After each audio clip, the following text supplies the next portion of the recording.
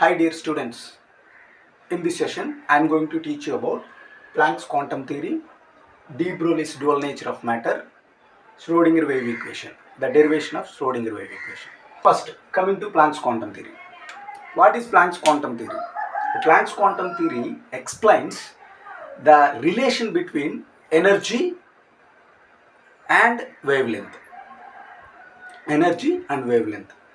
Exactly in 1900 year, Planck describes that or explains that energy transpose or move or travel in terms of packets.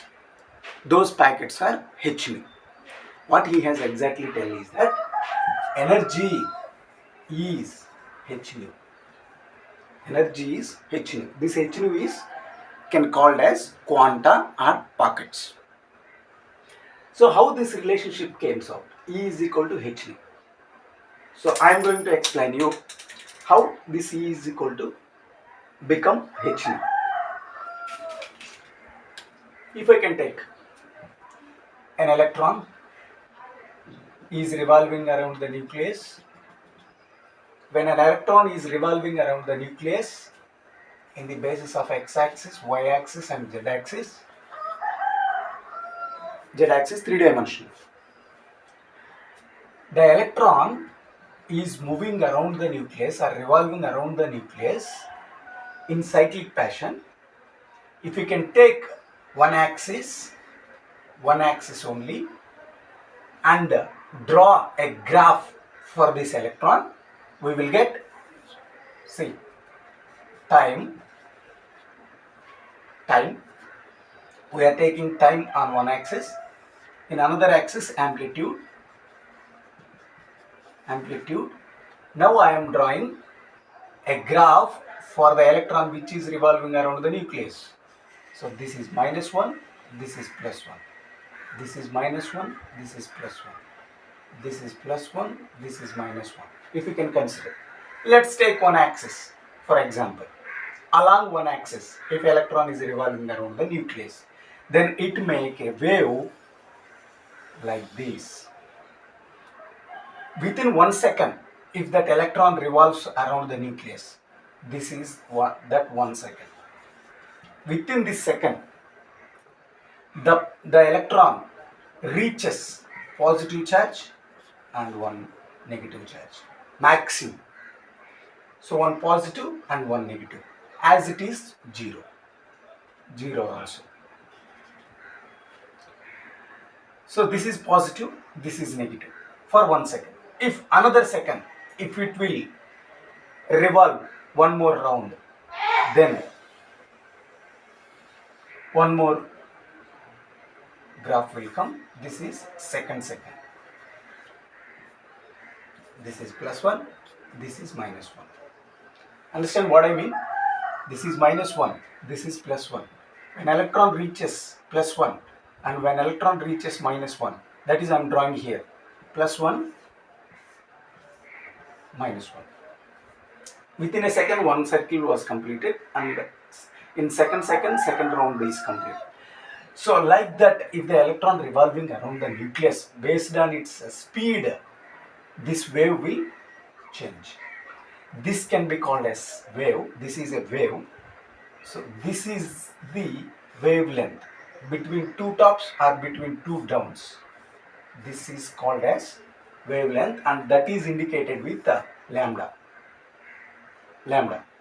Now I am going to relate this lambda wavelength with energy and with frequency. Let's check.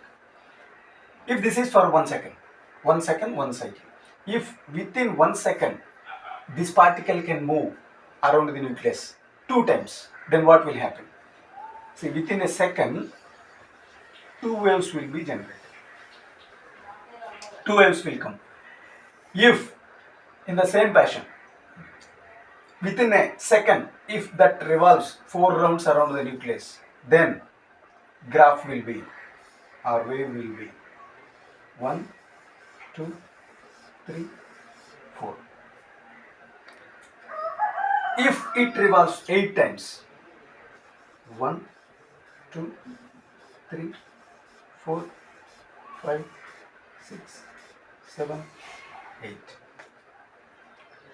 If you observe here, if the particle or electron or a matter revolves around the center point, if speed increases, the lambda is decreasing. Wavelength is decreasing. If speed is very slow, then lambda is increasing. If high speed is there, high energy is there, high frequency is there, then lambda is decreasing. Understand what I mean? If frequency increases, lambda decrease. Now, let's see the relation. How it will come? E is equal to h. When energy is increases, then wavelength is decreasing. Means inversely proportional to the wavelength. Energy is inversely proportional to the wavelength. If energy increases, wavelength decreases. If wavelength increases, energy decreases. In the same manner, frequency also inversely proportional to the wavelength. Now let's check the energy versus frequency. Energy is directly proportional to the frequency. Now, if you will remove this proportional constant, then we have to keep a constant, that is h here. This h is called as Planck's constant.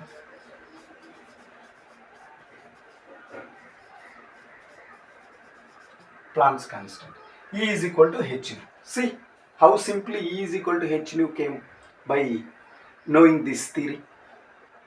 When speed increases, frequency increases. Energy increases, frequency increases. One constant will be there because we are removing proportional. Now let's see. Nu is equals to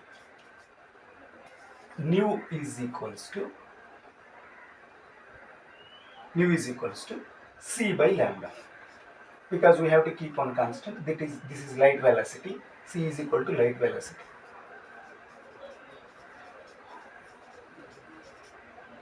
E is equal to lambda. Now I am keeping this nu here. Then E is equals to hc by lambda. So Planck's was proposed this theory based on this concept. Now energy is moving in terms of packets. Those packets can be called as h nu. In the case of light wave, if it is light energy, then these pockets can be called as quanta. In energy terms, that is quanta. In terms of light, it can be called as packets.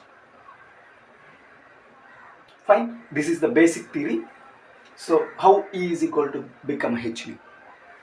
Now this h nu, this quanta can be anything. E is equal to 1 h nu, or E is equal to 2 h nu, or E is equals to 3 h nu, or E is equals to n number of h nu can be there.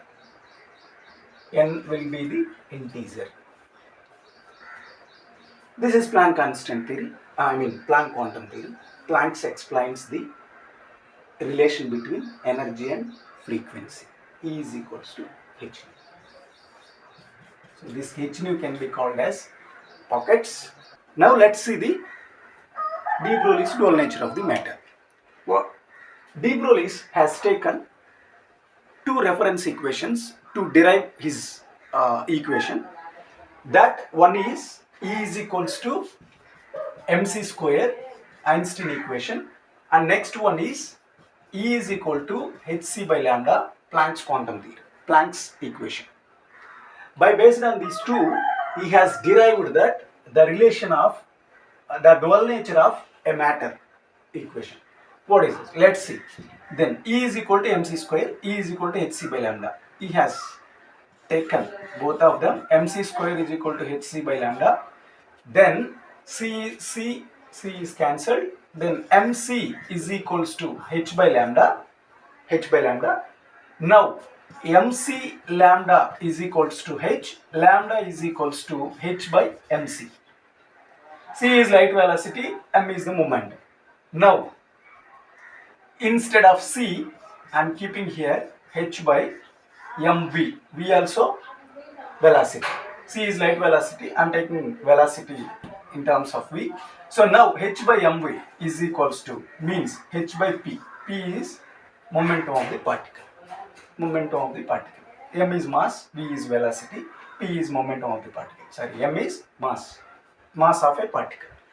So he has related the relation between lambda and momentum, lambda and Planck's constant.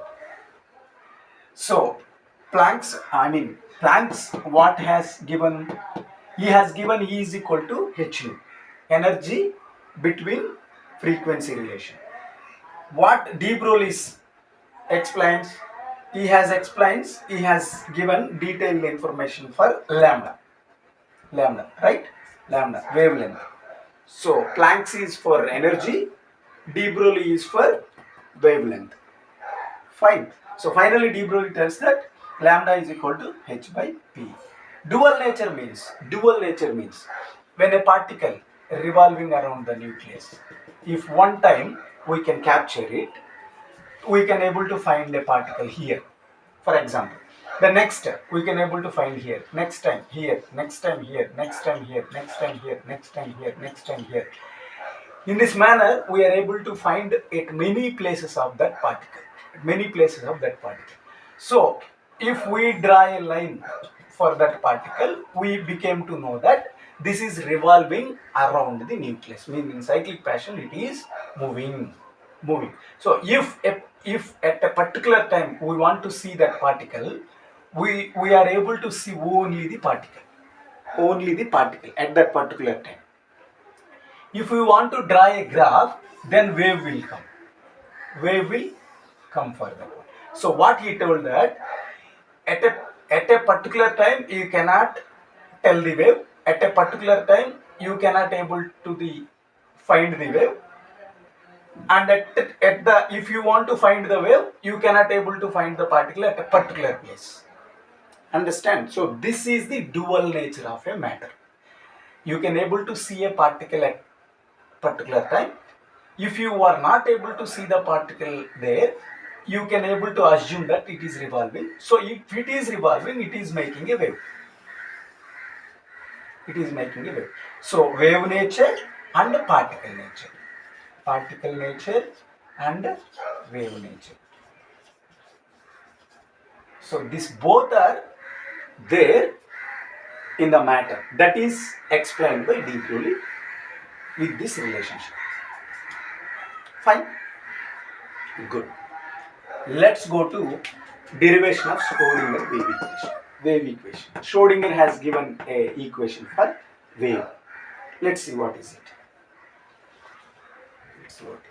Fine. Here h is equals to Planck's constant, p is equal to momentum, lambda is equal to wavelength. See how both are related from Planck's quantum to de Broglie. Now these two how helps to Schrodinger to derive his equation. Let's see the derivation for Schrodinger wave equation. Schrodinger, he has found an equation for wave nature of a particle. Particle has dual nature according to de Broglie's dual nature of matter theory. So from that he is derived an equation for wave nature of a particle. So how he has derived the equation, let's see it. Schrodinger wave equation. Schrodinger wave equation. So this is a wave. When a particle is moving around the nucleus, if you can draw a graph, that will give you a wave. So in this wave, this is amplitude. Particle is revolving around the nucleus. With how much amplitude it is revolving, that is amplitude, and this is the wavelength. This is the wavelength. Now a function is psi, wave function psi is equals to a sine 2 pi x by lambda. 2 pi x by lambda. So this equation, this is a function for wave of a particle which is revolving around the nucleus, or a center point based revolving matter. So for each and every equation there is a function. So for this equation, for this graph, this is the function. So now he has derived it. Schrodinger has derived based on this equation, this wave function, and he found that the results of three-dimensional wave function for a particle. Let's see. Psi is equal to, how he has derived? First, partial derivation for x-axis. Based on the x-axis, if the particle is moving, so the derivation is dou psi by dou x is equals to a, sine will become cos, because derivation, 2 pi x by lambda, and here x is the internal function. So again, internal function, there should be a derivation, that is 2 pi by lambda dou x by dou x. Fine. Now second derivation, again he has derived dou square psi by dou x square, second time derivation. A cos will become minus sine now, because derivation of cos is minus sine. So 2 pi x by lambda, x is internal function, so that for x, again 2 pi by lambda dou x by dou x will be there, and 2 pi by lambda dou x by dou x is there. 2 pi by lambda dou x by dou x. Dou x cancel, dou x cancel. Cancel each other. Now along the x-axis, the wave function is now minus a sine 2 pi x by lambda 4 pi square by lambda square. A sine 2 pi x by lambda is psi. Now I am keeping psi here, minus psi 4 pi square by lambda square. Here dou square psi by dou x square.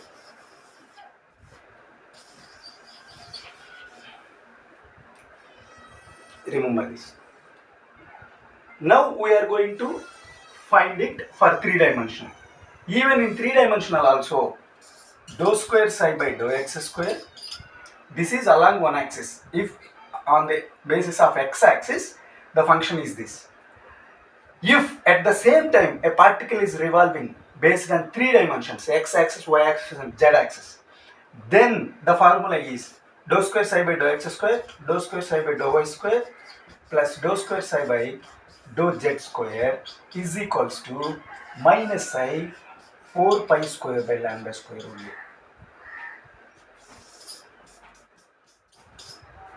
Remember this. Then according to debroglie rule, lambda value is there, lambda is equal to h by p, h by nv.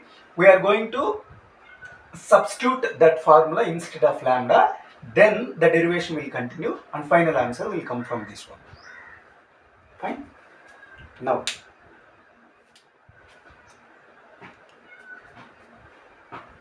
let's see next one.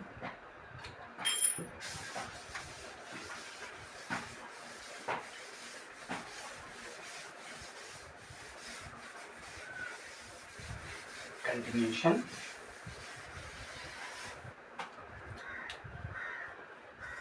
Dou square psi by dou x square plus dou square psi by dou y square plus dou square psi by dou z square is equals to minus psi 4 pi square by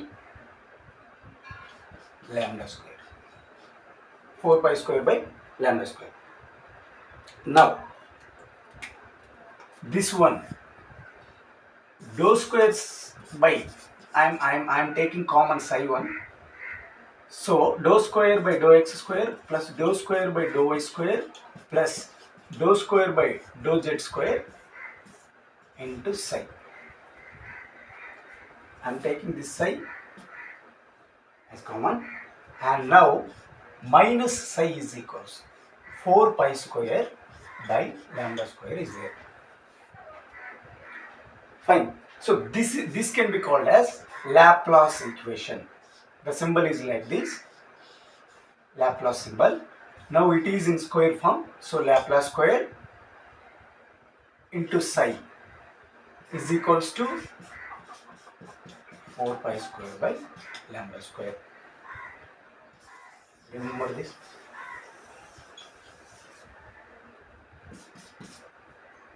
And now I am substituting this lambda value. According to deBroglie's, lambda is equals to h by p. H by p. H by p means h by mv. Now this is lambda square. So lambda square is equals to h square by m square and v square.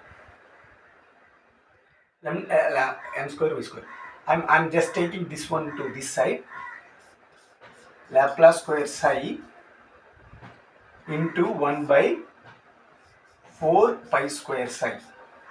4 pi square psi is equals to 1 by lambda square, means 1 by h square by m square and v square. Now I am writing this as m square v square by h square. M square v square by h square for just lambda. For lambda square. So 1 by lambda square is this one. 1 by lambda square. Now I am making as lambda square. So m square v square by h square it will become. Now Laplace square psi 1 by 4 pi square psi. I am taking this h to this side. So that will become h square 4 pi square psi. And one m also I am taking to this side. Then m will be there. Then that is equals to minus sign should be there. Any side you can keep a sign, minus sign, no problem. So now here m, then what is this? mv square will be here is equals to mv square. So half mv square will be the kinetic energy. So I am adding half here and one more half here. Now the formula is Laplace square psi into h square by 8 pi square psi m is equals to kinetic energy. Is equals to kinetic energy. Is equals to kinetic energy. Now kinetic energy is, I mean the total energy is equals to kinetic energy plus potential energy. Now I want kinetic energy. So kinetic energy is equals to total energy minus potential energy. That can I have to keep here. So let's continue the equation. Remember this first.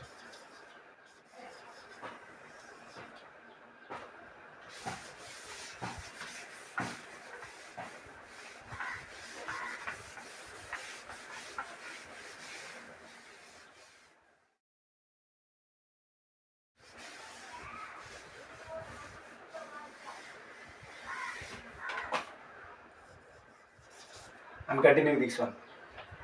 So now minus Laplace square psi h square by 8 pi square m psi is equals to energy minus potential energy.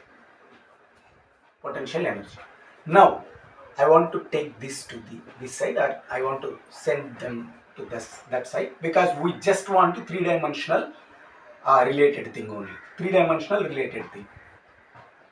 Or we can keep here also minus, no problem. So now I am just taking this one this side is equals to minus E minus PE into what is this 8 pi square m psi by h square, m psi by h square, right? Now if I want, this is the final equation, remember this.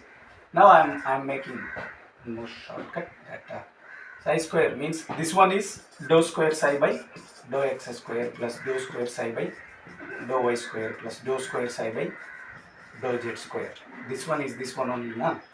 So Laplace dou square, then that if I can take from this one to this side plus 8 pi square m by h square E minus PE into psi is equals to 0. Is equals to 0. This is the derivation for Schrodinger wave equation for 3-dimensional. If a particle revolve based on 3 dimensions, the wave function for that particle is this one. So this is Schrodinger wave equation. The equation for 3-dimensional moving particle is this one. Right? If they'll ask in the examination, if you write this one, you will definitely get 10 marks. And whatever for what marks they ask, that many marks you will gain. Fine.